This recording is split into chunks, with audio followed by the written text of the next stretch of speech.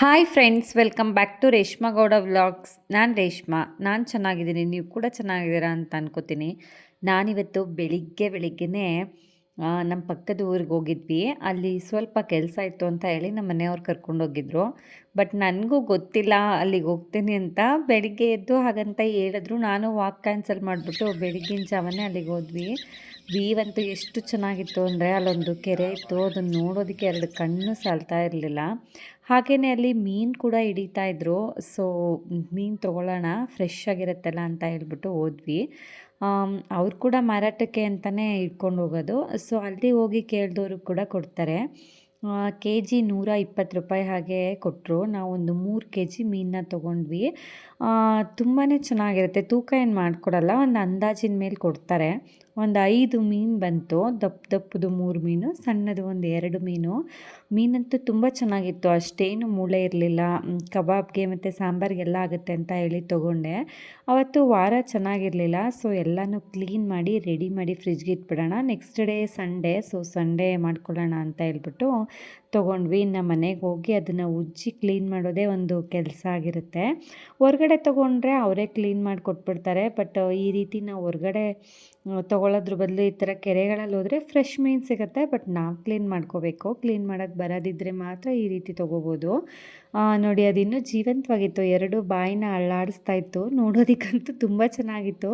ಹಾಗೆ ಕೆರೆಯಲ್ಲಿ ಬಾತುಕೋಳಿಗಳೆಲ್ಲ ನೋಡಿ ಎಷ್ಟು ಚೆನ್ನಾಗಿದೆ ಅಂತ, ತುಂಬಾ ಚೆನ್ನಾಗಿದ್ದಾವೆ. ನೋಡೋದಕ್ಕಂತೂ ಸೂಪರಾಗಿತ್ತು ವ್ಯೂ. ಇದನ್ನೆಲ್ಲ ನೋಡಿಕೊಂಡು ಮನೆಗೆ ಬಂದ್ವಿ. ಹಾಗೆ ಅವತ್ತು ಸ್ವಲ್ಪ ತೋಟದ ಹತ್ರ ಕೆಲಸ ಮಾಡ್ತಾಯಿದ್ರು. ಮಧ್ಯಾಹ್ನ ಊಟ ತೊಗೊಂಡೋಗೋಣ ಅಂತ ಹೇಳ್ಬಿಟ್ಟು ಅಡುಗೆ ಎಲ್ಲ ರೆಡಿ ಮಾಡಿಕೊಂಡು ನಾನು ನನ್ನ ಮಕ್ಕಳು ಎಲ್ಲ ತೋಟಕ್ಕೆ ಬಂದಿದ್ದೀವಿ.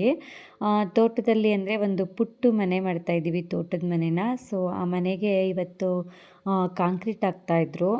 ಕಾಂಕ್ರೀಟ್ ಹಾಕೋರಿಗೆಲ್ಲ ಬೆಳಿಗ್ಗೆ ತಿಂಡಿ ಕೂಡ ಅಪ್ಪನ ಕೈಲಿ ಕೊಟ್ಟು ಕಳಿಸಿದ್ದೆ. ಮಧ್ಯಾಹ್ನದ ಊಟನ ನಾವೇ ತೊಗೊಂಡು ಬರ್ತೀವಿ, ನಾವು ಕೂಡ ನೋಡಿದಾಗುತ್ತೆ ಅಂತ ಹೇಳ್ಬಿಟ್ಟು ಹುಡುಗರು ನಾನು ತೊಗೊಂಡು ಬಂದ್ವಿ.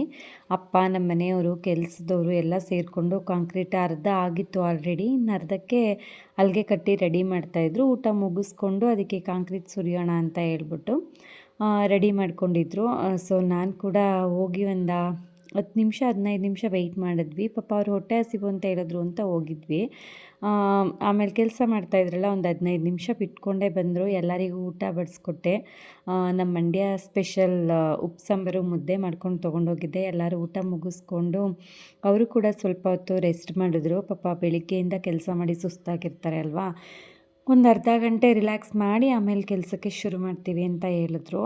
ಸೊ ನಾವು ಕೂಡ ಒಂದು 1 ಅವರ್ ಅಲ್ಲೇ ಟೈಮ್ ಸ್ಪೆಂಡ್ ಮಾಡಿದ್ವಿ. ತೋಟದಲ್ಲಿ ಸ್ವಲ್ಪ ಹೊತ್ತು ಕೂತು ನಿಂತು ಕಾಲ ಕಳೆದ್ರೆ ನಮಗೂ ಮೈಂಡ್ ರಿಲ್ಯಾಕ್ಸ್ ಅನಿಸುತ್ತೆ. ವಾರ ಪೂರ್ತಿ ಏನೇನೋ ಕೆಲಸಗಳೆಲ್ಲ ಮಾಡಿರ್ತೀವಿ, ತೋಟಕ್ಕೆ ಬರೋಕ್ಕೆ ಕೂಡ ಟೈಮ್ ಇರಲ್ಲ. ಸೊ ಆರಾಮಾಗಿ ಈ ಟೈಮಲ್ಲಿ ಟೈಮ್ ಸ್ಪೆಂಡ್ ಮಾಡಿಕೊಂಡು ಹೋಗೋಣ ಅಂತ ಹೇಳಿ ಎಲ್ಲರೂ ಕೂತ್ಕೊಂಡಿದ್ವಿ. ಮತ್ತು ಅವರು ರಿಲ್ಯಾಕ್ಸೇಷನ್ ಆದಮೇಲೆ ಕೆಲಸ ಶುರು ಮಾಡಿಕೊಂಡ್ರು. ಕಾಂಕ್ರೀಟ್ ಕಲಸಿ ಇನ್ನು ಅರ್ಧಕ್ಕೆ ಹಾಕಬೇಕಿತ್ತಲ್ಲ, ಸೊ ಅದನ್ನು ರೆಡಿ ಮಾಡ್ಕೋತಾ ಇದ್ದಾರೆ. ನಾವು ಅಂದರೆ ತೋಟದಲ್ಲಿ ಒಂದು ಹಂಚಿನ ಮನೆ ಮಾಡೋಣ ಅಂತ ಹೇಳ್ಬಿಟ್ಟು ರೆಡಿ ಮಾಡಿಕೊಂಡು ಮಾಡ್ತಾಯಿದ್ದೀವಿ. ಸೊ ಇವತ್ತು ಕಾಂಕ್ರೀಟ್ ಹಾಕಿದ್ದಾರೆ. ಬಟ್ ವಾಸ್ಕಲ್ ನಿಲ್ಲಿಸೋದಕ್ಕೆ ಈಗ ಆಷಾಢ ಮಾಸ ಇರೋದ್ರಿಂದ ಸ್ವಲ್ಪ ಆಷಾಢ ಕಳೀಲಿ ಅಂತ ಹೇಳ್ಬಿಟ್ಟು ಕಾಂಕ್ರೀಟ್ ಕೆಲಸ ಎಲ್ಲ ಮುಗಿಸಿ ಅದು ಮಣ್ಣೆಲ್ಲ ತುಂಬಿ ಫುಲ್ಲು ಕಟ್ಟೋದಕ್ಕೆ ಏನು ಬೇಕೋ ಅದನ್ನು ರೆಡಿ ಮಾಡಿ ಬಿಡ್ತಾರೆ ಇವಾಗ.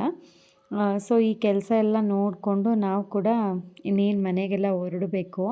ಮಕ್ಳಿಗೆ ಕೂಡ ಓದೋದಿರುತ್ತೆ ಅಲ್ವ, ಸ್ವಲ್ಪ ಹೊತ್ತು ಅವ್ರಿಗೂ ರಿಲ್ಯಾಕ್ಸ್ ಆಗಲಿ ಅಂತ ನಾನು ಕರ್ಕೊಂಡು ಬಂದಿದ್ದೆ. ಸೊ ಇನ್ನೇನು ನಾವು ಮನೆಗೆ ಹೊರಡ್ತಾ ಇದ್ದೀವಿ. ಅವರು ಇನ್ನೂ ಸಾಯಂಕಾಲ ಆಗುತ್ತೆ ಎಲ್ಲರೂ ಮನೆಗೆ ಬರೋದು. ಊಟ ಕಾಫಿ ಎಲ್ಲ ಮುಗೀತವ್ರದ್ದು. ಎಲ್ಲನೂ ತೊಗೊಂಡು ನಾನು ಹೊರಟ್ಬಿಡ್ತಾ ಇದ್ದೀನಿ. ಇದು ನೋಡಿ ನಮ್ಮ ಕೃಷಿ ಹೊಂಡ, ಮನೆ ಪಕ್ಕನೇ ಕೃಷಿ ಹೊಂಡ ಇದೆ.